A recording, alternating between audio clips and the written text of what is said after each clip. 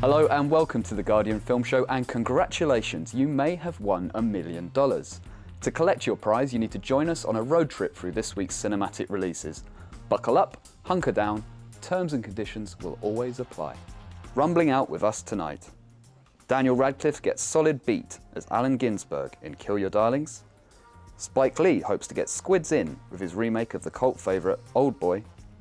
And the skateboarding kids of East Germany pull tricks behind the wall in This Ain't California. But first to Nebraska, where director Alexander Payne has Woody, played by Bruce Dern, chasing down a fortune won via a postal lottery. Payne's film tells a loving tale of America on the slide, and Zan Brooks headed into the heartland to meet him. How did you and Mom end up getting married? She wanted to. You didn't? I figured, what the hell? Were you ever sorry you married her? All the time. Could have been worse. Well, you must have been in love, at least at first. Never came up. I'm just always so desperate to find a book or a screenplay or something which can even just barely get me over the line of qualifying to be a movie, because I'm always so anxious to shoot. I liked the austerity of the story. I liked the sense of humor.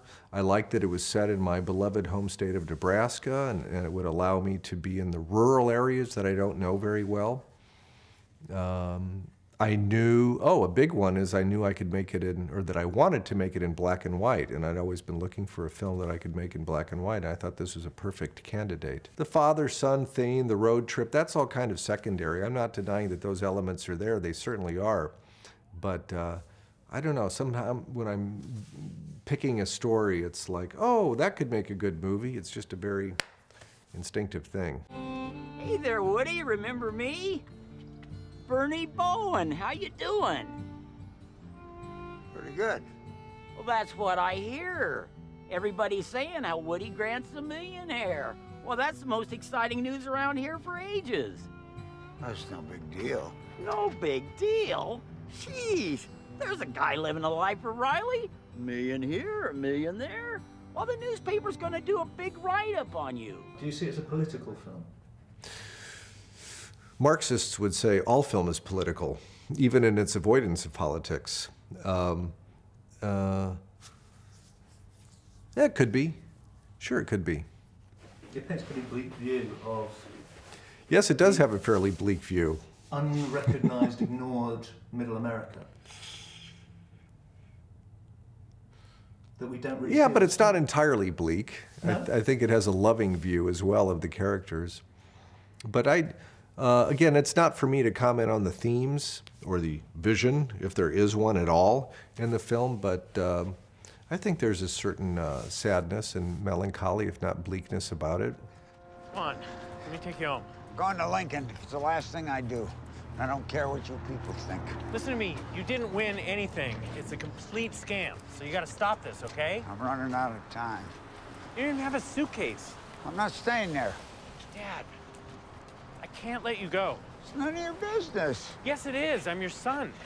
Well, then why don't you take me? You can't just drop everything and drive to Lincoln, Nebraska. Oh, what else you got going on?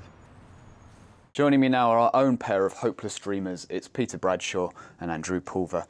Peter, we saw in the interview with Alexander Payne that he's quite evasive about this film. He doesn't really want to give much up about the vision of it. What did you take from it?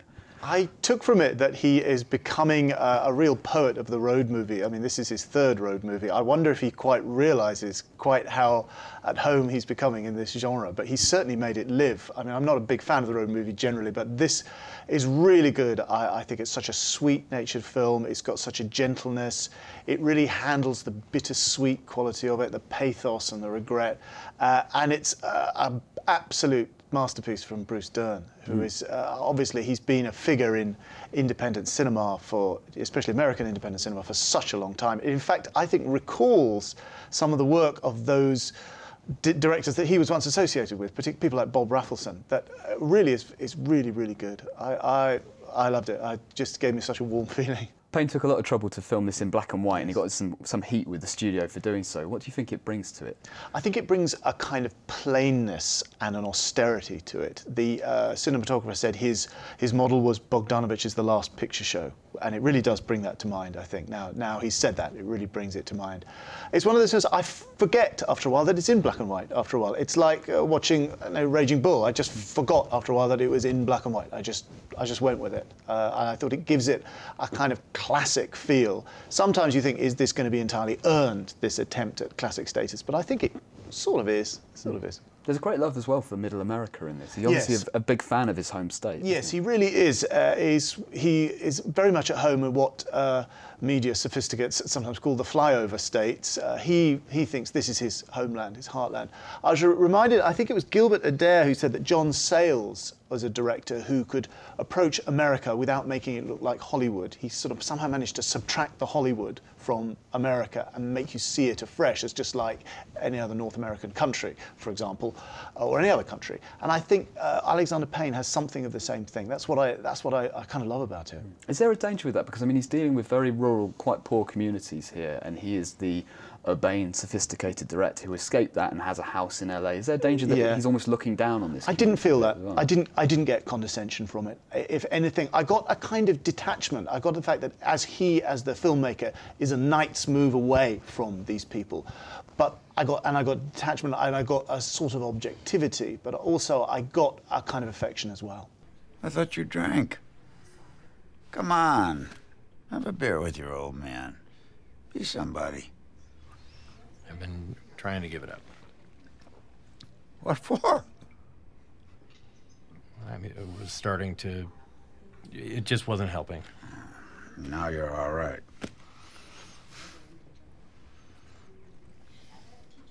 Excuse me. Yeah. Can I have a beer too, please? You betcha. I'm gonna drink with my dad. That's Bruce Dern and Will Forte chucking back a cold one in Nebraska. Now to a time when the music soared, the typewriters sang, and Harry Potter cruised the gay scene. Kill Your Darling sees Daniel Radcliffe play Allen Ginsburg, and it bops and swings like this. You want life? You want the world on fire? Security? What the hell are you doing? Where's the threat? And you are? Alan Ginsburg. Are you a writer? No, I'm not. Well, you're not anything yet. There's still a worldwide epidemic of people not being able to, feeling comfortable saying how they truly feel about things and being able to really express themselves in a very free way. So I think that when you go back to the origins of the first people to really kind of do that, in a way, like that's something that people still latch onto, like the whole like naked self-expression of it all. The death of morality. Sudden bouts of blindness and a severe decline in moral standards. Welcome to the edge of the world. My English teacher used to say to me, there's two types of poets. There are people who write poetically about their lives, and there are people who live poetically and write about it. And I think the Beats did that. There was this kind of abandon and this wildness and this refusal to accept the traditions of what's gone before that you kind of find in lots of countercultural movements. Sort of, you know, punk is the one that I think of in the 70s that in England brings to mind, and it's that same sort of vibrant energy that even if you don't like what they wrote, you kind of like what they stand for and the way they went about writing it.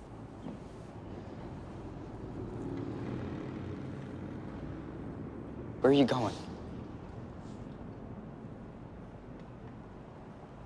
You know me now. I'm only good at beginnings. You're dropping out?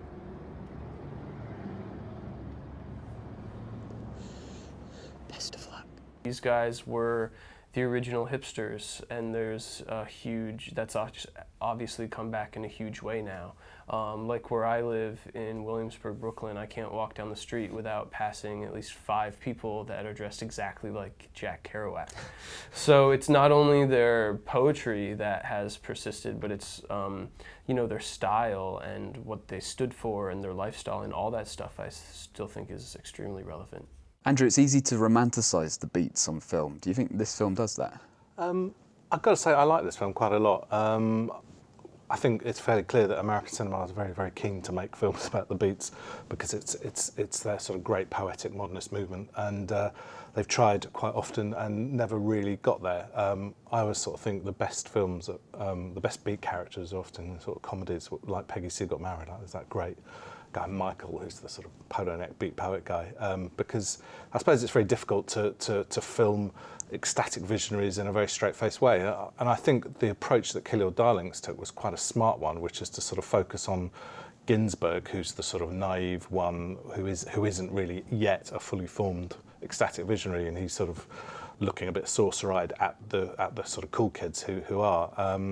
And also because it also concentrates on this sort of real-life kind of murder, killing case. It has one or two scenes of sort of crazy beat action, but not that much. And I mean, that's where I think films like On the Road kind of went kind of wrong by taking all. They try and very steep you in this heady atmosphere of the Beats being a crazy. I mean, it's the thing to do if you're sort of making a film about the Beats, to try and sort of summon up what they were feeling and going through, but it's like filming people who are drunk. You know, the drunk people love it, but watching them is not that interesting, is it? Peter, this is a part of a trio of films that was presented in Toronto. Was presented as Daniel Radcliffe growing up and becoming a new actor after Harry Potter and maybe after The Woman in Black as well. Do you think he convinces? Yes, I do. I think this is what makes this a kind of cut above the other Beat films we've been watching, at least partly, is because his performance is very distinctive and intelligent, and it's bold stuff. It's bold stuff. He's talking about Ginsburg's sense of self and his sexuality, and Radcliffe goes for it. He really does go for it in a very big way,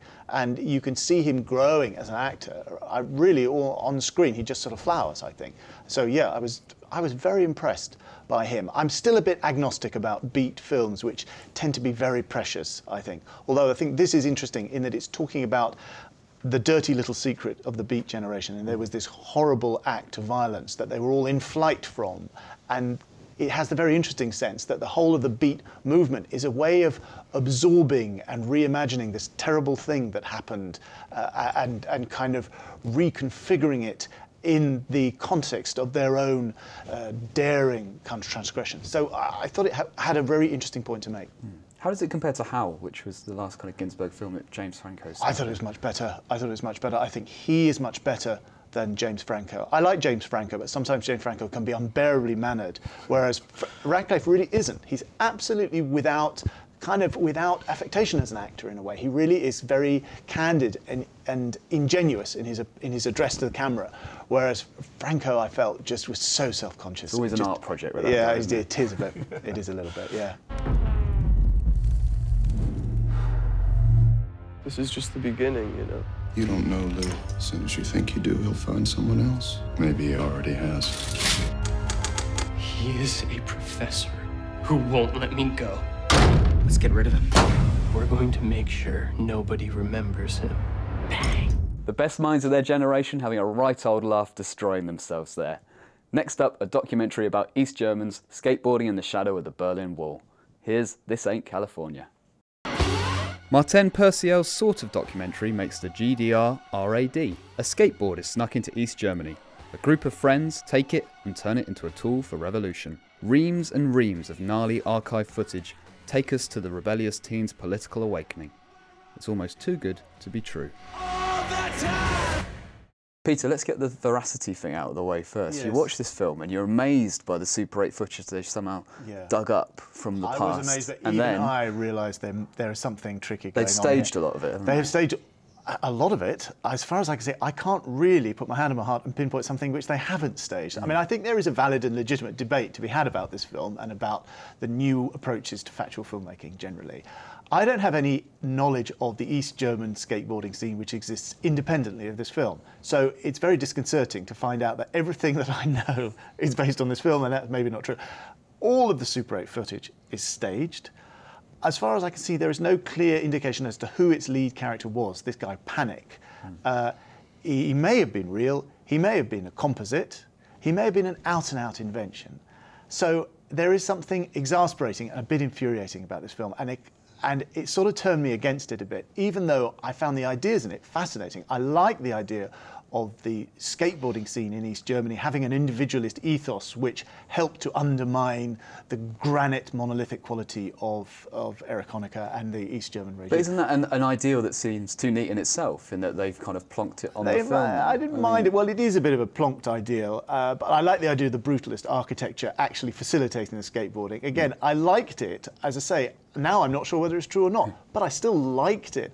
but I felt I'd been led up the garden path. And yeah, Andrew, it would have made a really good feature, something like a Goodbye Lenin style, you know, yeah, absolutely. drama. I mean, I think it's possible to take a sort of intellectual position on the sort of fictiveness of it all, and sort of think, well, the filmmakers are playing with all these sort of notions of truth and fiction, and sort of somehow conceive it as a sort of situationist entity, if you want, whether or not they were sort of hoping to sort of get it past people and then sort of a year later say, we fooled you all, or not. I don't know, or whether the whole thing was conceived as an elaborate fiction, and you know, they stuck it in documentary film festivals and won awards for it. So they weren't, you know, they were sort of playing this deceptive card straight away. I think as a fake doc, it doesn't go too far with its sort of super fiction. I mean, obviously, when you see a lot of films that are faked, you kind of think it's just literally impossible this could have happened. They couldn't have had 5 cameras on one thing. They don't make that mistake, for example, that everything does seem to be filmed with one Super 8 camera from one angle, and then they stop and, you know, cut and also, if you're going to fake anything, like, you'd think that skateboard videos are the thing to do, because there's a comparable thing between the Super 8 footage they have and you know, a really cheap skate video that a load of teens have filmed on a budget. Yeah. I mean, the big comparison that a lot of people make is the Dogtown and Z-Boys documentary, which now I'm thinking, Christ, was that all made up too? I don't know. But obviously they studied that pretty hard. It's left us questioning if anything ever really happened. I know. Well, Nanook of the North. I mean, that had reconstructions in. I mean, that's the debate that they would come back with and say, well, look, let's not be naive. All of these things, you know, to turn a camera on something is to start creating some sort of fictional entity. And I get that, and I get the idea that they might be playing with truth and fiction, but that's not what comes across from the movie. That's not, people don't go away thinking, yeah, it's interesting, the nature of truth or untruth. They say, wow, isn't it interesting about that East German skater? And then to be told, actually, no, it didn't really exist. All of our interest in the film, all of our investment of attention in the film is premised on the idea that we are seeing something real, something unusual and real that we didn't know about before. And to be told at the end, to have the mat pulled out from under our feet that actually, no, it's not, I think it's a little bit worrying.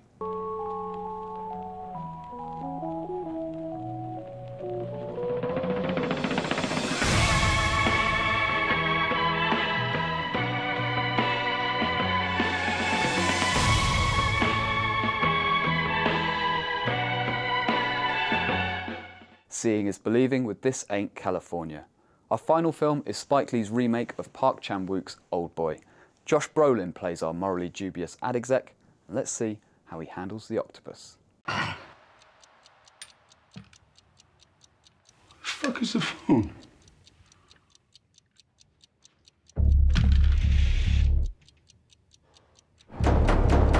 Hello? Hello? You know how it goes. You have too much to drink and wake up with a splitting headache, locked in a room, where a faceless psychopath will keep you hostage for 20 years before releasing you to enact your bloody revenge. Josh Brolin plays our luckless reveller. Somebody get that man a couple of decades worth of Alka-Seltzer. Your father's been missing for 20 years. If I could somehow bring him here, do you think you could forgive him? I could try. Andrew, second time around for Oldboy, and what's Spike Lee added? I can't say he's added a huge amount, actually. So I think, in all honesty, it seems to be taken quite a lot away. I mean, I can't say I'm an absolute massive fan of the original Korean sort of stuff anyway, but I just think this was a very, very glum, violent film that sort of didn't really have any of the sort of berserk grandeur of if that's what you call it, of Park Chan-wook's thing, and I don't know, it just seemed sort of really, even these elaborate fight scenes just seemed so sort of boringly staged and just hitting somebody with a hammer and wandering off. You know, it just didn't really have anything for me, really. It seems like a strange choice for Spike Lee to do this now, particularly since Park Chan-wook is a stylist. You might not like him, but he has a very distinctive style, and Spike probably doesn't in that same way. No, anyway. I still don't know. I've run it through my head a million times, but why Spike Lee and why does he want to do this? I don't know. Maybe it was just something set up for him. It was a gig he took and he thought he could bring to it some of his own kind of muscular qualities of urban life, blah, blah, blah. And I think he did, in a way. It's a very efficient, has a very efficient kind of replica qualities. But what he missed, I think, in Oldboy is the kind of crazy, bizarre black comedy. That's what that kind of tang of horrifying bad taste comedy, that sort of mad, crazy laughter you can, as it were, hear from Park behind the camera. And he missed it entirely. And he sort of fudges one of the great scenes, which is the octopus scene. I mean, that's such a huge scene, and that is the most famous scene in Oldboy. And you think, well, what's he going to do with it? How is Spike Lee going to do this? How is he going to? Is it going to be 10 octopuses? Is it going to be a whale? Or, you know, what's it going to be? And well, not to give anything away, he fudges it and muffs it. Really, I thought it completely kind of lost it. That was such a bad thing for him to miss. I think for him to have no ideas about what to do. It's pretty efficient. If you've never seen the original, this would kind of freak you out in the same way that the original freaked us all out. I was absolutely freaked out 10 years ago when this came out. I just thought I'd never seen anything like it, even though I knew a little bit about Park Chan-wook's work. I know it's the same old story. Why, oh why are you remaking something which was still relatively recent? It's particularly strange for me because, I mean, Oldboy, you can stream it now on Love Film, Netflix, iTunes, all of that. So these films are more and more available now in their original form. Well, and I guess the thinking is you're trying to pick up on that cult feeling of, you may have seen Oldboy, you may not, but you'd be interested in the American commercial version terms, they would say, look, of course you can stream it, but subtitled movies don't play. You know, this is an English language movie with a big Josh Brolin and Elizabeth Olsen. Of course, this is going to be more accessible to an English-speaking American multiplex audience. I get that, and it's done efficiently and you know, well, it's a workmanlike job of work. But why? Why, when it doesn't have, it misses out so much of the stylistic craziness and the crackling evil weirdness of it? It just seems to miss it out. I only run this place, all right? Shit, you might want to think about what you're doing here. I've been thinking about it for the last 20 years. Josh Brolin hammering home the realities of remake culture in Oldboy there. And that's it from us. My thanks very much to Peter and Andrew for joining me. My thanks to you for watching. I'm afraid if you've watched to this point, your ticket is now null and void, but please do join us again for the draw next week.